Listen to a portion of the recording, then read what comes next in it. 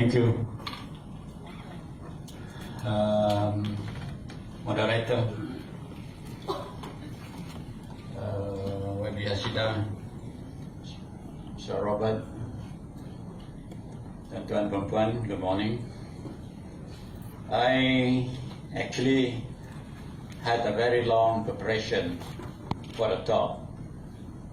Not that I wrote it recently, I wrote it much earlier, during the time when I had the seminar for Santubong, where I had 1,000 over audience. Now, actually, most of the stories, the history of Malaysia has been told. It's very interesting topic that Mr. Robert Lau has just spoken about how Malaysia come into being on the historical aspect of it. And of course, Saripa Hashida talked about the possibility of generating revenue from our oil and gas, which is ours, taken by Peninsula. But Constitution is a very mundane subject. Heavy, mundane, all-encompassing, but then I think it is essential for all of us to understand and appreciate how it evolved and what it is. So I'm not talking about what you think ought to be, but I want to tell you what our Constitution is all about. Because having read and heard so much about speculation, discussion, debate in social media, among the people, kaki lima, in the office, like what Mr. Robert just said, even among legal fraternity, not everybody really understand how it started, where it began, what happened, implication, and what actually become the reference when everything goes wrong.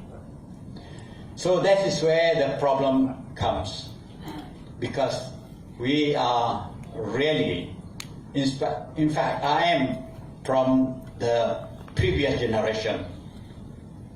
I know when Malaysia was formed. I was still in school then when we had demonstration in Central Padang. I was there. I didn't know what's happening, but I knew a lot of people. It was a time when I was there when they brought down the Union Jack and put our Sarawak flags up. I was there. And I knew about confrontation. And of course, the emergency in 1969 in Kuala Lumpur, by somehow legal incidents, we are dragged into something they all not to have been. So let me show you why I'm talking like that. Basically, this is what we are talking about, only this one. When we talk about the Constitution, that's it. But then the history behind the Constitution it is. Let me start with the legal aspect, how it evolved. In 1948 in Malaya, 1946, Harold Michael wanted to form the Malayan Union, but it was opposed by the Malays in Malaya for reason that there are a lot of things that the Malayan will want to be included in that particular Malayan agreement. So as a result of the opposition made by the Malays in Malaya, they came up with another negotiation between the Malayan government at that time, before independence, with the Federated Malay State and the leaders of the Malays in Malaya. Then they came up based on the Malayan Union's draft agreement signed by the Sultan. They came up with the Federal Agreement 1948. That Federal Agreement 1948 become a very, very important document until today. Now, this is why I'm telling you also again the history of our constitution, because it is mentioned, referred in the constitution. Then the negotiation started. The British knew that Malaya will be independent. Only the date not fixed, because negotiation was going on after agreement 1948. The birth of the Legislative Council to replace the Federal Council started 1907. Again, history. Then they had unilateral, unicameral Legislative Council that made law for Malaya. And then it became Union, the Federation of Malaya, include 3 groups under British administration. First, the Federated Malay State, comprised of 4 states, and then the 5 unfederated Malay states, and the Strait Settlement, the direct colony of the British. When they grouped the 3 under the Federal Agreement 1948, that agreement became to Malaya the Constitution of Malaya 1948. Then the negotiation for independence started from there. Then all the Indian formed their own party, Chinese formed their own party, the Malays at the UMNO formed their own party. The 3 main ethnic groups in Peninsula have their party formed to negotiate for the independence of Malaya. Then the least known, I make it very brief because I'm going to talk about the Constitution history so that you know what exactly it is. They decided, yes, British can give independence because the type independence, because of the United Nations Charter 1948, the formation of United Nations after the death of the what before United Nations? League of Nations. After the death of the League of Nations, because the international community believed that the League of Nations was not able to handle the world's problem, especially to stop the war, and yet the 2 wars came, First War, Second World War, then the Second World War happened. So the League of Nations was a failure. Then came the United Nations formed, and then the United Nations wants all the territories of the world to go independent. That wind brought all the way to Southeast Asia, that because the British also must think that it's too expensive to maintain, to continue administrating that so many territories, the British territory in Malaya, Labuan, Christmas Island, Cocos, Christmas Island, there are so many territories, all different administrative problems. So as a result of that, Malaya is going to be independent very soon from 1948. That agreement 1948 became a reference when they called the Lord Reed Commission to draft the Constitution for Malaya, 1956. Then when they drafted, Lord Reed, very famous judge, I know the judge very well, being trained in England as a lawyer. He was very, very good constitutional lawyer, jurist, has a lot of experience.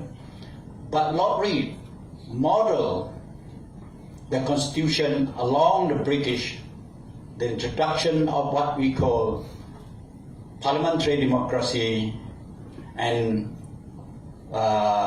constitutional monarchy concept introduced to Malaya through the Constitution drafted by Lord Reed. A little amendment after the draft then became the Constitution of Malaya 1957. But before that, this is the least known and least understood. When was the agreement done? The agreement was done in 1948. And yet, if you refer to Article 160(2) of our Constitution, Agreement 1957,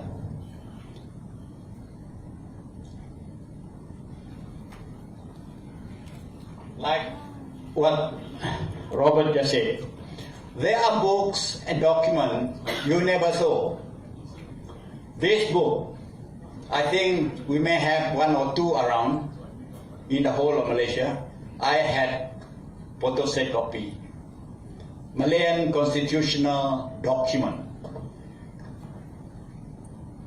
In there they referred this Agreement 48 to create the Constitution of 1957.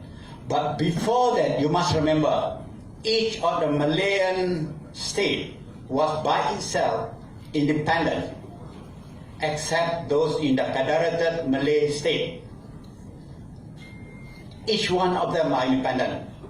They have their king, they have everybody, except they, under the Agreement of Pankor, Treaty of Pankor they call it, accept the British resident advice.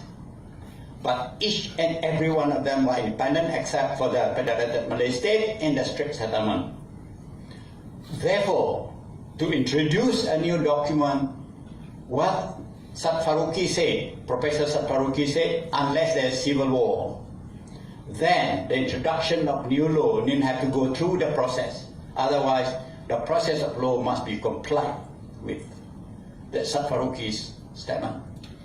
Therefore, they need another agreement. The agreement was drafted, entered into between the Queen Elizabeth of England with the Sultan of Peninsula. All the Sultan signed the agreement.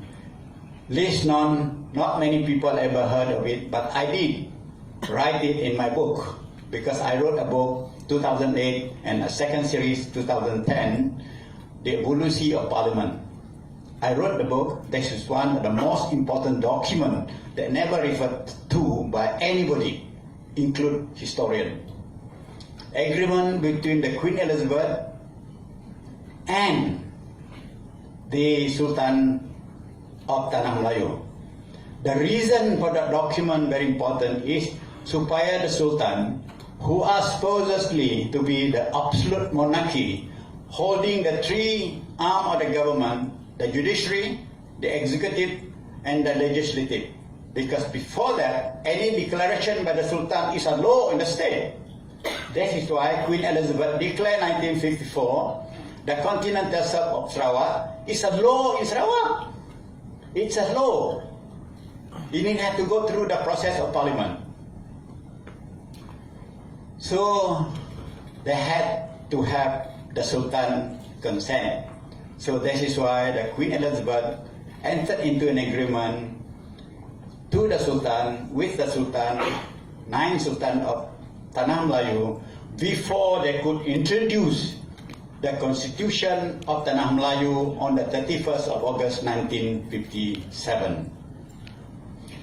Then that agreement is the one that referred to in our present Constitution under Articles 160(2) as the agreement, when it says under the definition of federation in this Constitution is the federation based on the agreement of 1957. So, selepas 1963, and yet 1963 is not being mentioned. So, I talk about it later on. I hope they can give me a little time. Now, our Constitution is a wide subject. I'm not going to talk about it one by one, but I'm going to touch on the very critical thing in respect of Sarawak. Okay, the Constitution, when Malaysia was being negotiated, okay, finally, first they formed the Malaysian Solidarity Committee, and then Malaysian Solidarity Committee met in 1962, and they came to a conclusion. It's good. Sarawak leaders, Malayan leaders, Brunei also sent representatives, Singapore, they say it's good to have this federation form. Now, based on the history that known to people, the history of Malaysia started from the 21st of May 1961, when Tengku Abdul Rahman announced in the luncheon's meeting in Singapore, which is not really the truth. Tengku Abdul Rahman thought about it in July 1959. Think about it. Thought about it. 1959 in July. Why July? That's the time when Peninsula had the election, the first general election, to elect 52 members of parliament to replace the nominated one from the Legislative Council in 1957. Before they established the Dewan Negara in 1960, they must have the elected representative to replace the nominate election done in 1955. So, Tengku Abdul Rahman thought about it for two reasons in Tengku Abdul Rahman's mind. I put it very clearly and I put it frankly, I put it honestly. Two reasons in Tengku Abdul Rahman's mind. One, because of the communist threat. Long before,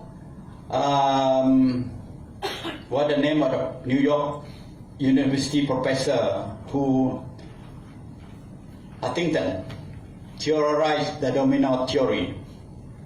Most probably you have read book on history written by Lazenby, the historian from British historian, who wrote exactly the same thing, the clash of civilization, and theorized the domino theory. The fall of all the Southeast Asia will go down to from Vietnam, then Thailand, Semenanjung, then habislah Singapura, habis ambil komunis. That was the pressure that Tengku Abdul Rahman had in his mind. Unless we can build or establish or create a bigger federation, then we become stronger. That was in Tengku Abdul Rahman's mind.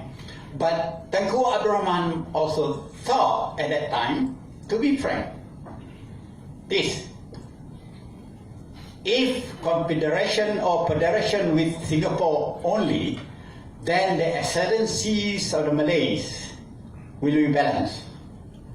Meaning, orang Melayu tidak dapat hold the authority, the power, political power, because between the Chinese and the Indian sama dengan orang Melayu. That came into Tengku Abdul Rahman's mind at the time. This is said also, commented by Ong Kili, James Ong Kili, when he wrote his book on this issue. So, that is why he thought, why not bring Sarawak, Sabah, Brunei, Singapore together? Then the Bumiputra in Sarawak and Sabah can balance between the Indian and the Chinese and the Malay and Bumiputra. That the reason behind the history of formation proposal Malaysia in 1959. Among the friends, Tengku Abdul Rahman, Sokolingam, Tun Siusin agree on the coffee table, but they're drinking wine. That time in Malaya, don't care much about what you drink. Tengku Abdul Rahman also drink a lot. Only now they are so concerned about this. Those days, Tengku Abdul Rahman has his own bar also. So it's okay. That was Tengku Abdul Rahman's time. So they agreed. It's a good thing. But they say, must save Singapore. Because Singapore was subverted by